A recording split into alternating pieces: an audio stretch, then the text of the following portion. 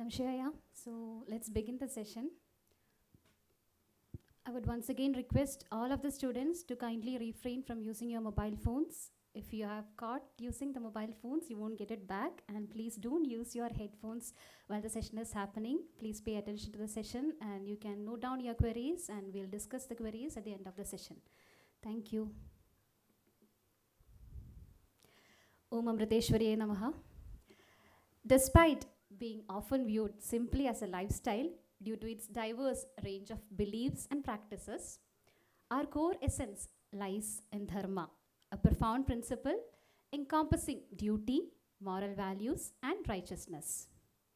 This intricate relationship between the practices and the principles of dharma, in fact, reflects the rich tapestry of our culture and country. To understand this better, it is important to understand the adversaries and prioritize our own identity. This awareness of the adversaries is vital to challenges we face as a country. Without it, there is a risk of losing cultural and spiritual roots, weakening our identity. The first session of the day will elaborate on the bare essential thought process that are necessary to defend and profound Bharatiya culture and civilization. When we try to find aesthetics or Saundharya Bodha, we are essentially diving into the artistic and philosophical dimensions.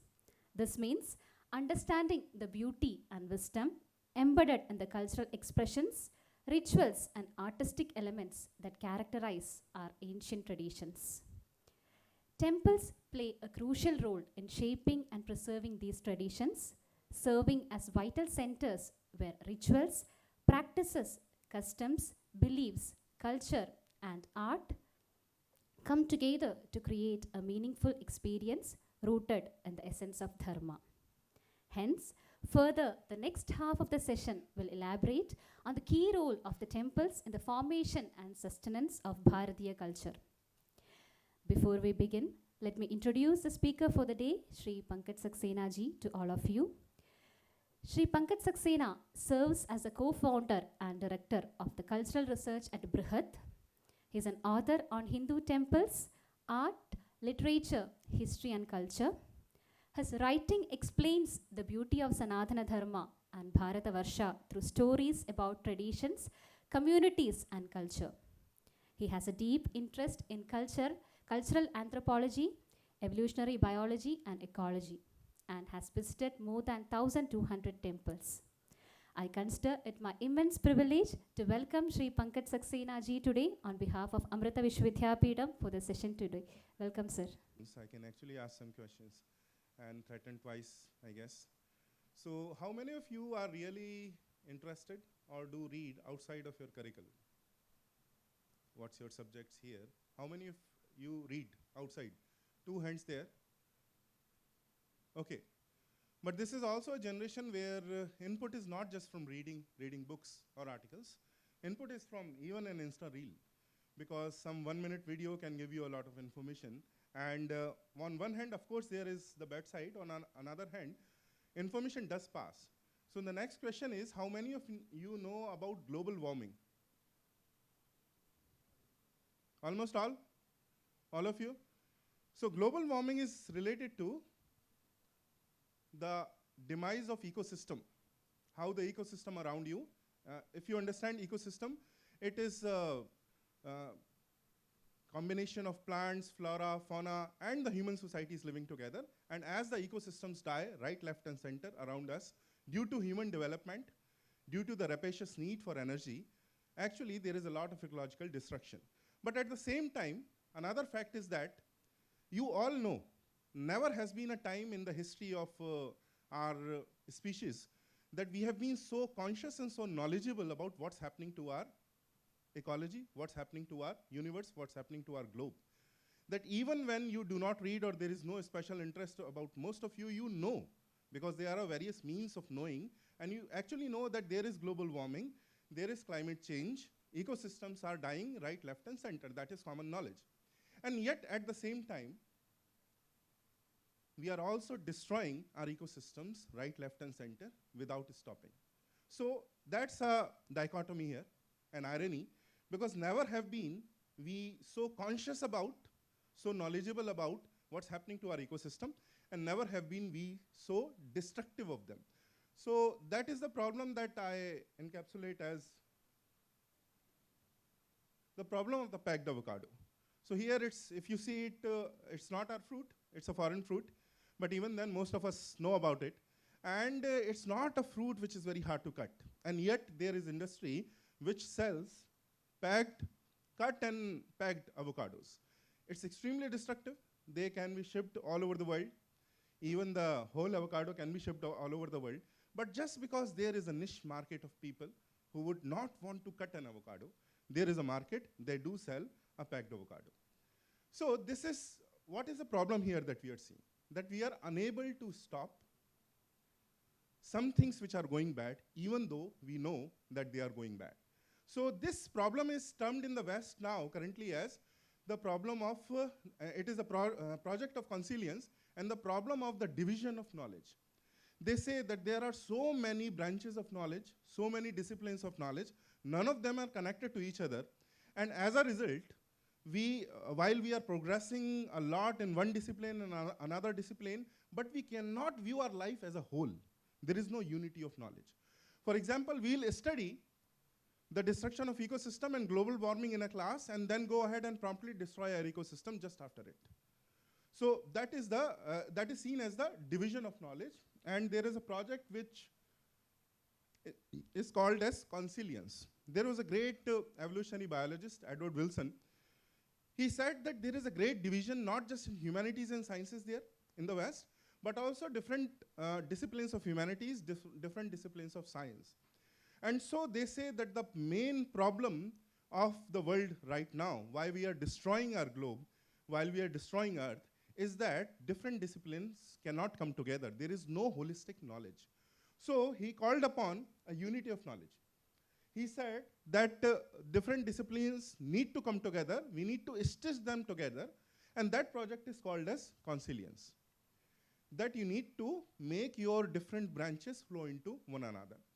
But now, is this a problem that is encountered by Indic knowledge systems? Because slightly different than what we discussed earlier, what we planned earlier, today's talk is about IKS, Indic knowledge systems. So is there a fundamental division of knowledge in Indic knowledge system? Or is there a unity? So as we see, there is actually a fundamental unity of knowledge. There is no need of consilience, bringing together the different disciplines and subjects, because there is a very fundamental unity of knowledge.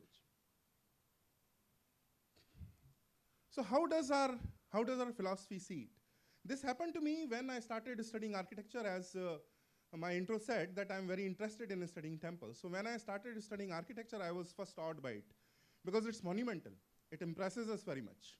A huge building like the Brihadishwar temple in Thanjavur, when you go and you are awed by it, so it, of course, architecture impresses you a lot. So at first, my entry point was that I was simply impressed by the architecture, by the gorgeous architecture. But then what happened is that as I started studying it, I felt that I need to study sculpture. Otherwise, I won't understand architecture or the deeper points of architecture. When I went to study sculpture, I felt that I have to study iconography. Otherwise, I won't even know what deity is there on the wall. What does it mean? What are the ayudhas or the weapons in his hand, his or her hand? And what do they signify? What do they mean? And then I found that all of these disciplines have to be studied together beyond a point.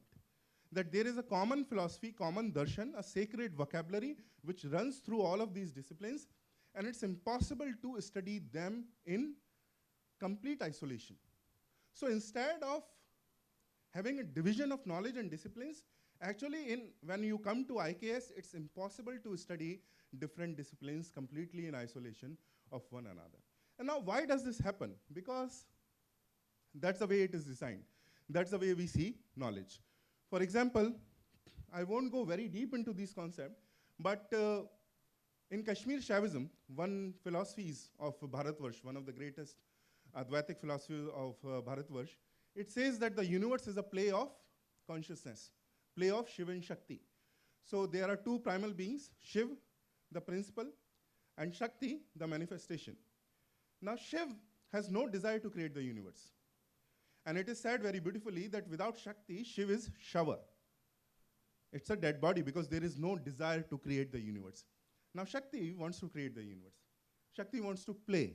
And that's why the entire story of the universe is called as Chitta Shakti Vilas, the play of Shiv and Shakti. And that's how the universe is created. So it is said that from the supreme Param Shiva, it divides the one being, it divides itself into Shiva and Shakti. And then it's very complex and deep, but just understand, the one becomes many, and all of the creatures, flora, fauna, human beings, all the species, come from the one supreme being.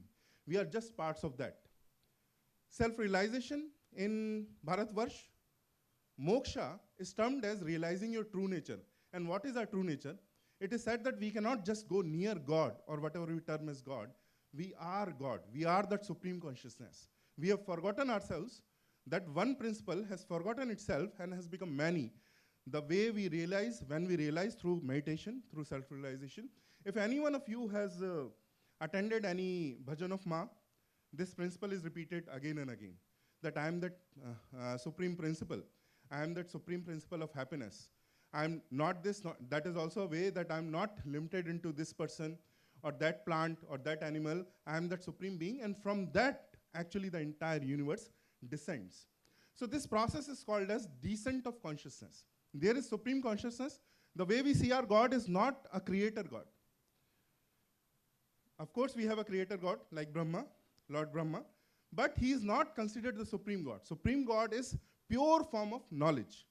And it is considered that we all have our truest form as that only. When that one forgets itself and becomes many, then we see ourselves differently. Then I see myself as Pankaj, you see yourself as a different human being with a different name, with a different identity. So there is not just unity of disciplines, there is a unity of knowledge and being, because everything is supposed to descend from one supreme consciousness. And how does this manifest in darshan and different disciplines? For example, Purush and Prakriti are one of our greatest philosophical systems are called as Sankhya. And Sankhya works on Purush and Prakriti. So Purush is the principle, Prakriti is the manifestation. So there is a Siddhanta, and then there is Abhivakti. So there is a sacred principle, and when that principle comes into being, then it becomes Abhivakti, then it becomes Prakriti. So this structure is seen in all of the disciplines that you study. For example, if you study Vastu, architecture, the first thing that you study is Vastu Purusha. That there is a concept of a Purush. Purush means the Siddhanta, the principle. That Purush is not male in a sense. That Purush is the Siddhanta, the principle. And then there is the manifestation. So first you have to understand the principle, then study the manifestation. Second, in Shilpa. Shilpa is sculpture. Sculpture, you also find the same thing, Shilpa Purush. In Sangeet, if you go to study music, of course, once again there is Sangeet Purush. And then if you go to study drama, there is Natya Purush. And this concept is reflected in all of the discipline. Every discipline has a Siddhanta that is called as the Purush. And then there is Abhivakti. Then there is the Prakriti part of it. So there is a fundamental, we see knowledge as united. Not just see, there is not an artificial unity that we are trying to stitch together. We see all of knowledge and being as one. So far from trying to stitch them together, which are different disciplines, we see them as one. That's why the nature of IKS, Indic Knowledge System, is holistic. All of the disciplines will flow into each other. They will try to create a holistic understanding of the world. Now this is reflected in our individuals also. For example, in the West, geniuses are known as crazy. Even today, if you go, there is a scientist, that myth of the legend of a crazy mad scientist, but not just scientist. The artists like Van Gogh, if you're familiar with some European artists, they are all considered to be crazy, completely antisocial, but they are geniuses, and it is considered that if you are a genius, then you have to be, it's more likely, more possible that you are just a crazy person. But if you study Indic disciplines, Indic knowledge systems, then you see that all the acharyas, far from being crazy, they were actually exactly as the tradition would want them to be, completely careful about samsara, careful that the world should learn, very responsible in their behavior towards the world, towards the family, towards the society around them, and towards nature. So this is the fundamental difference that you see, that they are responsible towards the world. And that's what I call as the democracy of knowledge. For example, in America, if you are a crazy scientist, if you are a very brilliant genius by birth, it will be completely acceptable by the society that you live as a recluse, do your own studies, achieve great achievements in your field of study, and be completely antisocial. But had you been born in a traditional society like Bharatvarsh, you would be expected to teach others what you know. You would be expected to have students around you. You would be expected to pass on the knowledge that you gained and accrued over time. That is the difference between Western epistemology, Western knowledge system, and an Indic knowledge system. And that is what I call as the democracy of knowledge. Because just because you know a lot doesn't mean that you have the license to be a recluse, to be antisocial. You have to become even more responsible to teach others what you know. And that is, I know of no other greater democracy of knowledge. Now, what does this unity mean? Unity of behavior mean?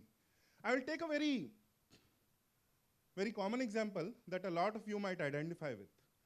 This example is that of my grandmother. What would she do? I am just describing 1 hour or 1 or so hour in the morning. She would get up very early in the morning, do all her ablutions, go to the kitchen, and cook food. And after cooking food, what would she do? First of all, she would offer the food directly to the fire, because that's also a god. It's a part of nature. Fire is part of nature, but it's also a god. So first of all, she would offer it to the fire. Then she would go to the mandir, the Devala inside the home, and she would offer it to the gods. After that, she would go outside, find a sannyasi, a sadhu, and give something to him or her to eat. After that, offer it to the pitras, to the ancestors, going in the garden around the tulsi, sacred tulsi plant, and offer it to the pitra, the ancestors. After that, the first, because we come from North India, so we generally eat rotis, first roti would be reserved for the cow. And the last would be reserved for the dog. Not just that, the flour that was left in the pot, whatever is stuck to the pot, she would gather it, put it for the ants to eat. So even insects were incorporated in that worldview. Now what's happening here? Hindus have a concept of pancharinas. Now this is something which completely changes a knowledge system from the root. What is the concept of pancharina? See, in India, we are not bred up on the idea of rights, that what rights do have as an individual, as a part of society. Instead, we are bred on the idea of duties. What are these duties? It is said that once you are born, there are 5 rinas, debts, that you have to pay. Now, what are these debts? Once you are born, as soon as you are born, can you eat yourself? Can you feed yourself? No. Can you even relieve or clean yourself when you relieve? No. You cannot take care of yourself. So somebody else has to do it for you. Of course, your parents and the people who are nearest to you.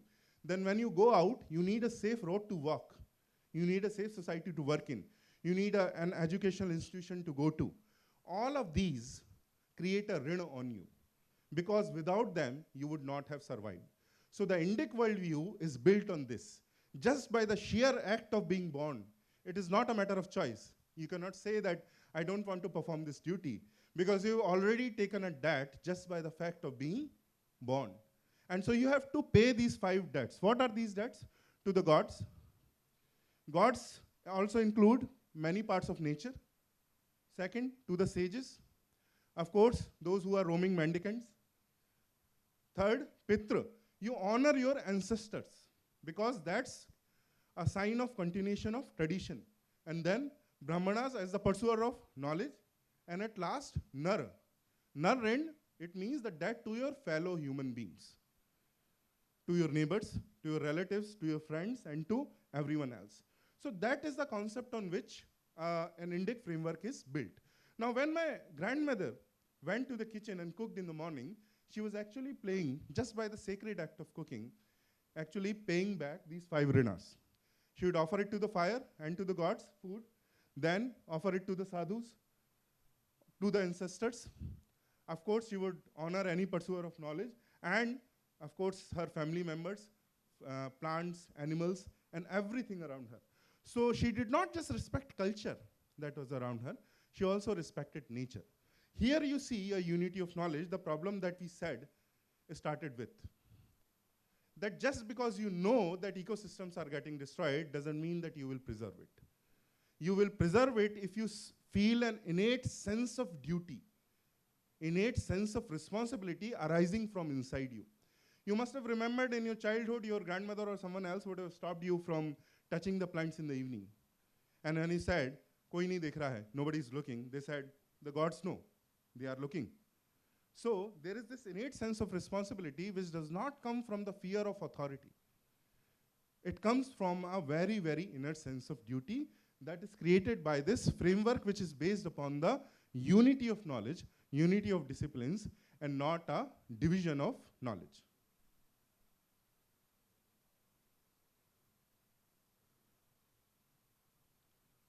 This also means that there is a democracy of happiness. We talked about democracy of knowledge. Now, the way IKS is designed, see, this happiness we are all concerned about. We might not be concerned about ecology or ecosystems, or we might think that we will live only like what, 60, 70 years more. We'll enjoy our lives and let the ecosystems get destroyed. I don't care much. But everyone cares about his or her own happiness. So happiness is something which is at the root of Indic knowledge systems. They start from individual and collective happiness. So how does this create a democracy of happiness? What is the, how does this become a democracy of happiness? A worldview which is based on Kartavya Bodha. You do not need to be the global champion of a certain category in order to be very happy. In the modern world, when the playing ground is free for all, you need to be the best in that field. And then only you get, some adrenaline, some kicks in the mind that you are very happy because you are the best in the world or the best in a certain category. But in an Indic worldview, that democracy of happiness depends upon, have you fulfilled your duty? Have you fulfilled your responsibility? You might be a king who has saved his kingdom. Or you might be just a small person who has taken care of his family. That is all the responsibility that he needs to take care of. If you have done that, you are as happy as that king who has saved his kingdom. So that is where democracy and happiness even comes to a democratic point of view, where you don't need to excel to become the best in the world. You just need to perform whatever is your duty, whatever is your responsibility. So this creates an innate happiness, which of course leads to a greater well-being of society. Now, once again, extending that example, when my grandmother would go after the food, there was a sacred center in my house. And at the center, you can call it Brahmasthana, there was a tulsi plant, a basil plant. And the entire house actually exuded from that, in a sense. Because the lavatory had to be at the opposite end of it, in a certain direction. The kitchen had to be in a very different direction.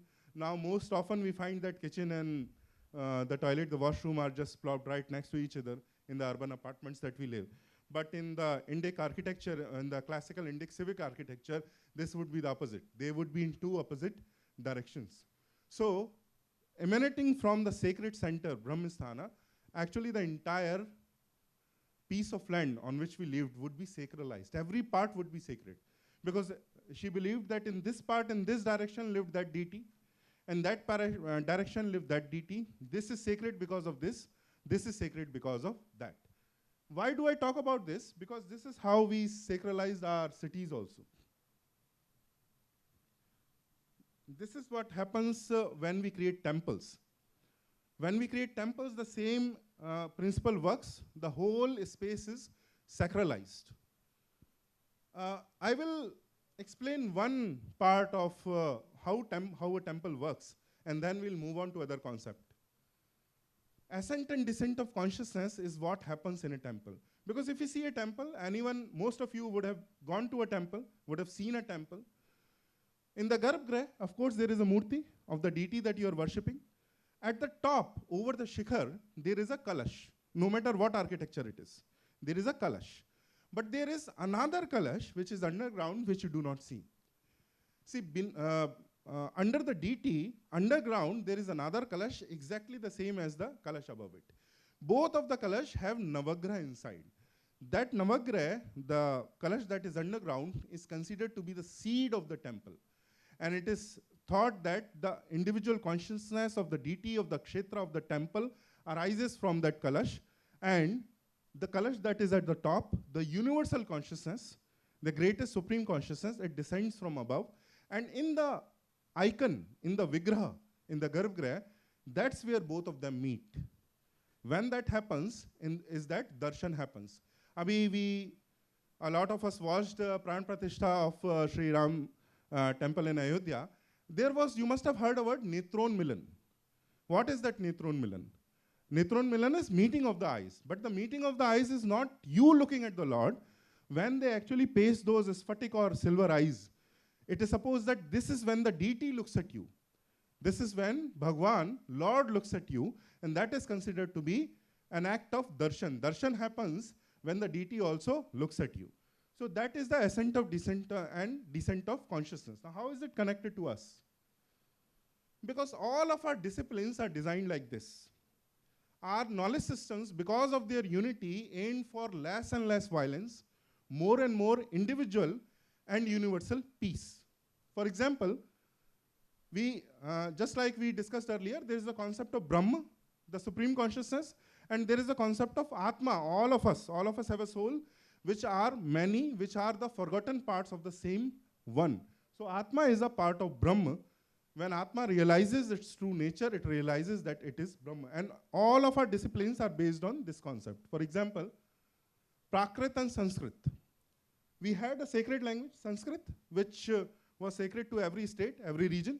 But then Prakrit was the language which was regional, which rose on its own in that certain kshetra, in that certain state.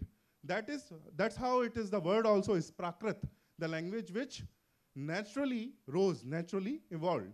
So if you see the history of the rest of the world, actually there is an attempt by either the classical language to destroy the vernacular languages, or the attempt of the vernacular languages to destroy classical language. But in our system, there was a great complementarity. Prakrit and Sanskrit helped each other. When we got independent, we actually abrogated that. We left that, abandoned that, because we didn't care much about IKS. So there is that Hindi imposition. We all know about that issue, because they thought that the language, which is the language of the majority in India, should be the national language. But that is not the truth. Why should someone living in, say, Northeast or Gujarat or Tamil Nadu be as concerned about Hindi? But had they fallen upon IKS, Indic knowledge system, Sanskrit is something which everyone would accept, because it does not destroy the local language. It actually flourishes, it actually supports and makes that local language stronger. So it is considered the same part of Atma and Brahma, because Prakrit is considered a part of Sanskrit itself. Now, the greatest conflict, we started from ecology, we'll once again come there, Prakriti and Sanskriti. We all know that in our country, natural, not beings, natural parts like mountains, rivers, all of them are considered as deities, gods. So there is a direct contract between nature and culture, Prakriti and Sanskriti. Prakriti is sacralized by giving them definition of gods, of deities, and that's how you preserve them. See, if you tell people, educate them that the ecosystems are getting destroyed, they will rationalize, saying that they might not get destroyed in my region or in my lifetime, and I might get a lot of money out of it. But if you consider that it's a deity that you cannot violate, that there will be much worse repercussions over across many lives, many births. That is something people will never do. Now there is an example in Arunachal Pradesh. There are two districts. Dibang, it's a beautiful state if you ever go. There are two districts. One is Dibang, one is Enjo. In Enjo, the tribe still cares about their environment because they consider them deities. And there are only 6,000 people in a huge area, forested area. And they are armed only with bows and arrows. But if you try to cut trees, if you try to destroy anything, they shoot at you. And so just without the government ever appointing them, they actually protect their nature, protect their own environment and ecosystem because they consider it sacred. In the next district, Dibang, the tribe no longer cares for it. It has become too modernized. And so it doesn't consider them the parts of nature as deities. And so what happens is that they don't care enough about it. And they see that, of course, there is a jungle. If I let a mining company or a company which wants timber work here, I can earn a lot of money out of it. And if one person doesn't do it, then another will. 8 out of 10 won't do it, but 2 will. And this is how ecosystems keep getting destroyed. So in our culture, there was a contract between Prakriti and Sanskriti, nature and culture. And that is a theme which in our text is called as Des and Marg. We don't need to go deep into it. It is called that anything which is regional is considered as Desh. Anything which is universal is considered as Marg. And it is said that both are necessary. Both should fulfill each other, should support each other. And that is the view that we have always considered. Now, there are only 2 knowledge systems in the world as such. Indic knowledge system and Western, say, if you do not want to call it Western, there is the Enlightenment value system, which we know as now as science. What is the basis of that Enlightenment scientific value system, knowledge system? Cartesian paradigm. Cartesian paradigm says, whatever you know through 5 senses and its extension, the mind, that is the truth. 5 इंद्रियों से जो समझ में आए और जो बुद्धि से समझ में आए, that is the reality. And actually, if you go to Indic paradigm, all our philosophy, including Kashmir Shaivism and Sankhya, says that when Maya throws 5 veils over our eyes, that is when reality is occluded, stopped. What are those 5 veils? They are the same 5 senses. They say that reality is beyond our 5 senses. You have to go on an inward journey of self-realization, not the outward journey of knowing the world. Of course, outward journey is necessary because science is necessary in our life to live our lives, but a greater journey is the internal inner journey. And that is more necessary, and that's why I call it equity of knowledge and happiness, because everyone, this inner journey is accessible to everyone. The outer journey is not accessible to everyone. It's not easy for everyone to go to. For example, if you want to become a scientist or even pursue a knowledge in a certain field of discipline, you need to go to a certain university which is very good at teaching it. You need to take a course which is very good, where the faculty is very good, where the facilities are very good. But then you're dependent upon external factors. But the inner journey that you take, the inner knowledge that you embark upon, it doesn't need on any external university, institution, or disciplines. So that is an equity. It means that it is equally available to anyone. Anyone can go on that inner journey of self-realization and can realize themselves. Any one of you, once again, have been in any bhajan sandhya of Amma, there is no distinction there. If you are rich, if you are poor, if you are from India, if you are from North, if you are from this region, if you are not from this region, doesn't matter.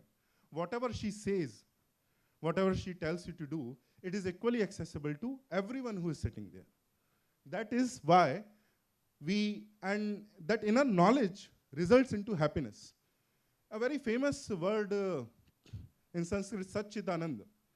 That is that which is truth, it is also happiness. So knowledge is happiness. But not the knowledge which is fragmented like in Western disciplines that we are all studying, the knowledge which is united into one. The unity of knowledge, and that generates an inner happiness.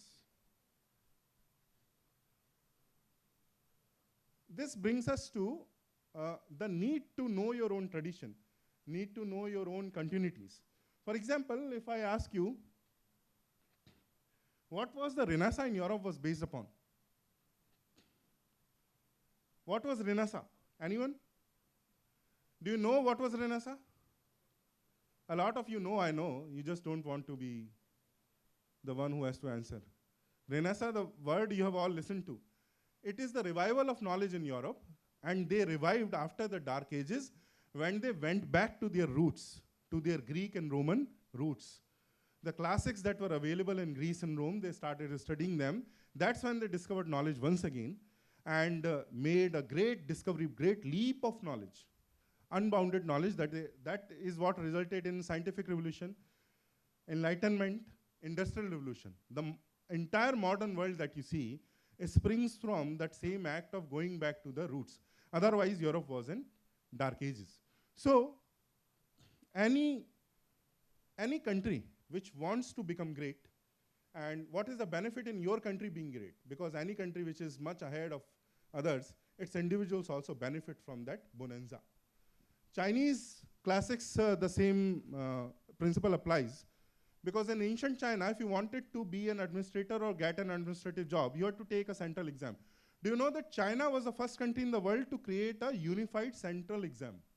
Just like you have CLAT, CAT, all of that. China was the first country. It had such an exam 3,000 years ago. And the condition was that they issued a list. They were not bothered in teaching or controlling knowledge that way. They just issued a list of 100 classics, Chinese classics. That if you want to get an administrative job, you need to know these 100 classics very, very well. Now, how you study it is entirely on you. So anyone who wanted to get a good job in China, in ancient China, they needed to study their classics once again.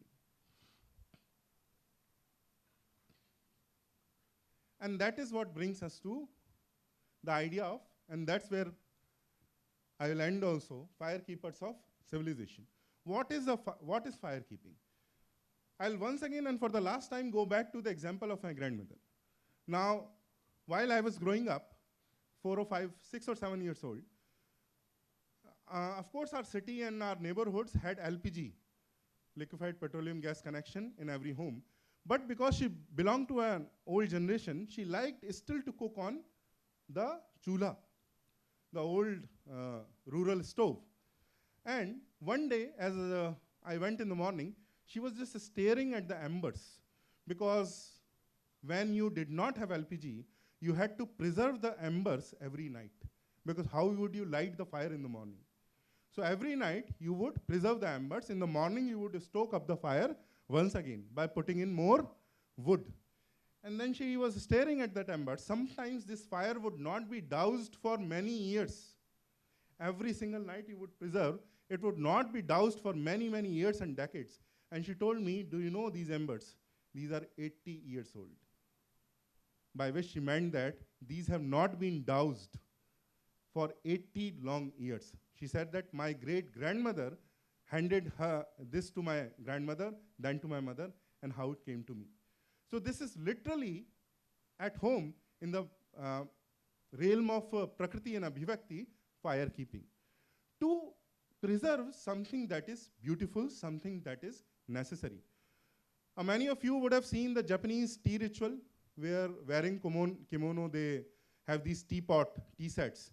Now those tea sets are handed over generations, many generations. The same teapot is handed over to many generations. And the ritual is that you have to pour hot tea every day on those pots. And if you don't do it for a few months, the teapots crack. But if you keep doing it for over and over again, they last decades. So that is something that is considered very precious for them, that you have to preserve a teapot. What is it symbolic of? It's a symbolic thing that you have to preserve what is fundamental and universal in your culture and civilization. And that's how you create the new. That's how you create future. Whatever is good in the past is the universal fundamental principles. Once you preserve them, that is how you create a better future for yourself. Of course, you have to look towards the future, but you have to create it by preserving what is best in the past. That is what brings us to Firekeepers. We have called our series Firekeepers because here we teach the knowledge that the contemporary era, in contemporary era, the great saints and scholars who created the knowledge for us. For example, Swami Vivekananda, Indic Renaissance begins from him. Then Sri Aurobindo, and then after that, a lot of other great scholars, Sri Ram Swarup ji, Sri Sitaram Goyal ji, all of them preserve the fire of Indic civilization for us. If we learn from that, if we build upon that, we will create a better future for ourselves, a future which is less violent, more peaceful, and creates more happiness for us as individuals. So that's where I would like to end. If you have any questions, you can Close the session for the day. Thank you so much for joining us today, and thank you for your enthusiastic participation. I also thank Pankaj sir for taking us through the landscapes of IKS and making us know the importance of IKS. Thank you so much, sir, once again. Thank you, dear students. Nam Shivaya. You two are good, in a sense, very brilliant. Majority of those whom I have interacted with, I know you guys are capable enough to ask good questions. So try to just bring those moments back. In a sense, I want you guys to provoke him with quality questions. So with that, I'm ending, and I hope you all will listen to his talk in a very proper manner. Thank you all. Welcome, Vishnuji. Amritapuri Namaha. I'm not giving a speech, but I am speaking before the speaker. Okay, let us be very clear about it. Sometimes when I address the students, how I feel sometimes is a little challenging, because when we went to college, we had our regular classes, we had our academics, but we were equally interested, in a lot of things, in literature, in philosophy, in politics, in economics, and so on. So every time, because our institute, the college that I went to, there were so many guests being invited. So we look forward to those sessions more eagerly than the regular class. Regular class, we know what to expect. Okay, but unfortunately, when I address our students in our campus, many times I wonder what's happening. I think you're all still in the mindset where you all went to your school system, 11th and 12th, where it was singular, one focus. How do I clear my entrance exam?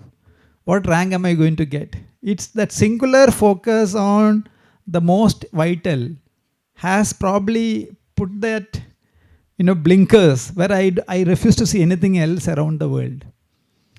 We want to wake out of that, because life, the realities of life is very, very different.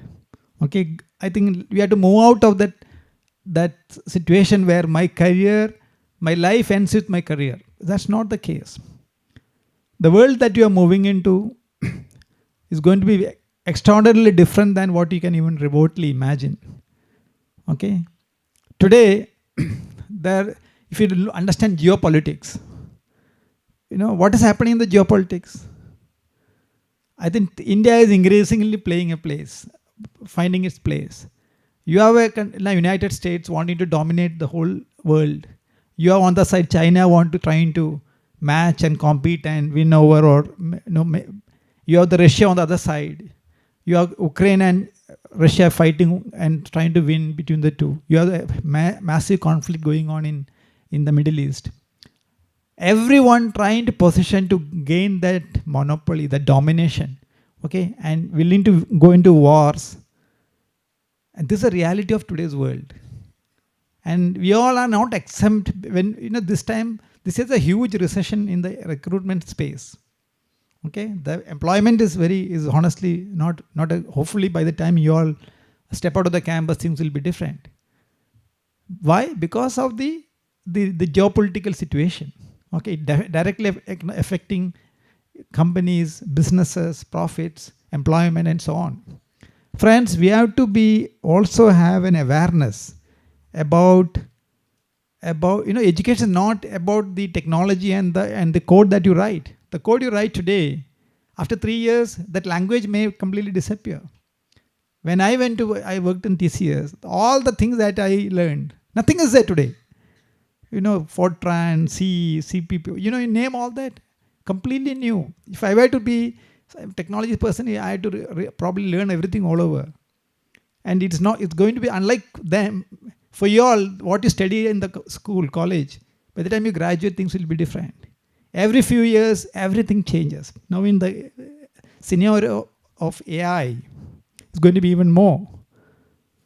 So you have to have certain education and training and certain understanding, which is slightly at a higher level, where irrespective of the technology changes, still you have to get a grasp of certain fundamentals, which will give you the strength, the clarity to manage your life, manage your career, and manage much of the things that you connect with in life. So these are the sessions primarily helping you to sail a little higher. Okay, have a little, I would say, concept of the realities of the world, where despite the very volatile environment around you, how do you hold yourself high? Understand? So it requires you to probably not constrain yourself to technology, but also to look at a career where I can guarantee one thing: after 10, 15 years, even if you take up a technology job, good number of you will decide not to continue. You will want to move on to some other area. Because I have seen your seniors over the past 20 years. First 5, 10 years they invest, they are focused. But after that, everyone has a passion. You want to go into films, you want to go into gaming, you want to go into maybe law, you may be going to go into governance.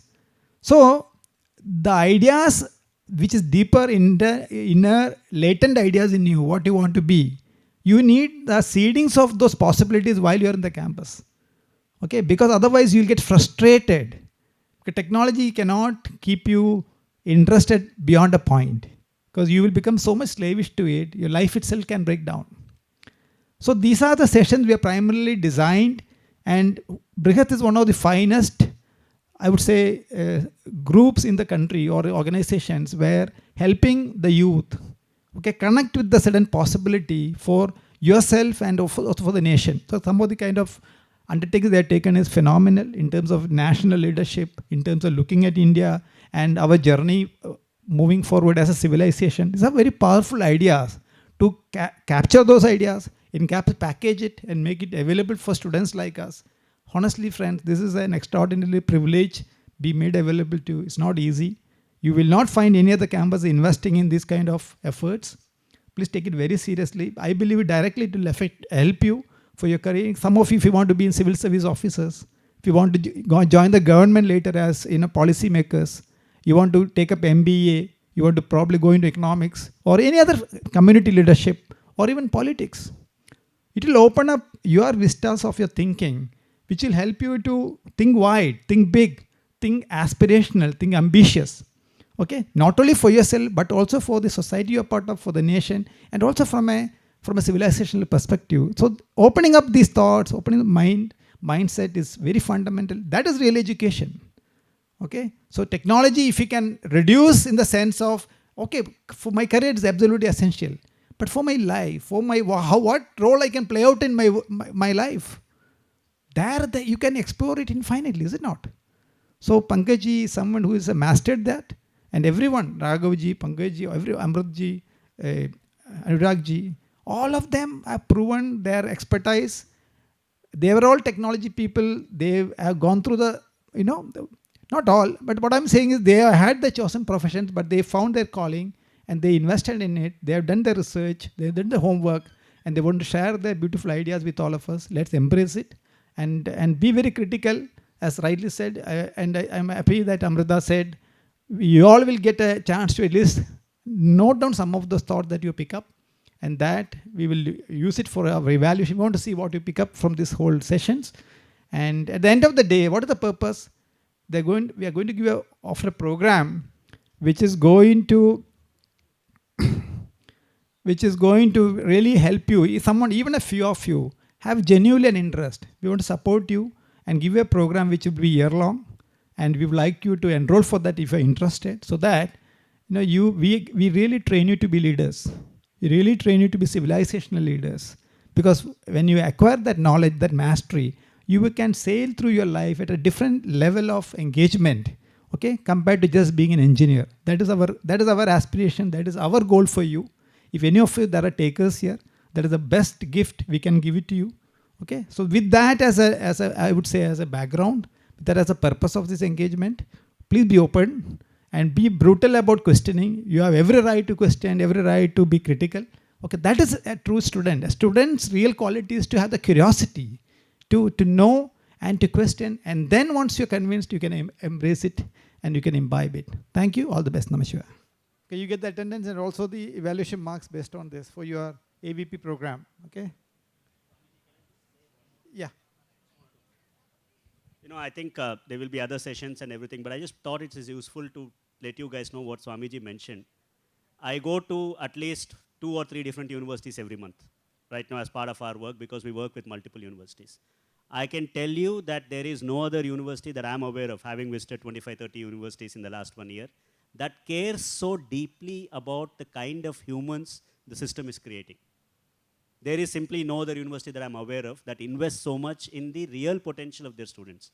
So I'm very, very grateful, and I'm grateful to you for actually giving us this time, but I'm also grateful to the institution for caring about you, right? To actually not just leash you, completely unleash you on the society with just one dimension.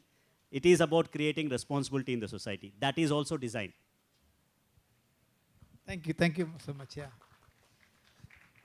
So recently we had all our alumni day. You all must have seen it. Some of you volunteered also. So when you're interacting with them, we could see the importance and most of what they really shared with us. They're all students of this university who have graduated over the past 20 years. Sir, the real benefit that we got from Amrita is a non-academic component. Academics gave them the job. But what is helping them to live a better life is the non-academic inputs they received. And many of them are parents. They are asking, sir, where is Amrita Vidyalayam? We want to put our children there. We want to come. So there are so much. We only realize its significance when we move on. Okay. So our intent is to really give you the best possible. Okay. So we make you all great human beings. Okay. That is our fundamental, I would say, purpose of all these engagements. And now we will move on to the last session of today's session. Anuragji, yeah, I think who would like to, yeah. So, okay, please, as soon as you're done, please share it. We'll give you another sheet for the next session. We will take a break after this, okay? So, we'll have a quick session. Finally, one more thing before we, see, after the session at 5 p.m., we are going to have an interaction with those students amongst you who see the possibility of growing and learning in these areas, okay? Going to be leaders, going to join civils. Whoever, if you have a very high aspiration for yourself, okay, you can interact with the speakers. They're here primarily for you, so that they can nurture you, mentor you, and give you the right direction how to build your learning and your knowledge systems based around these ideas. Okay, that I will discuss later. Thank you. In the meanwhile, just quickly move to the next session.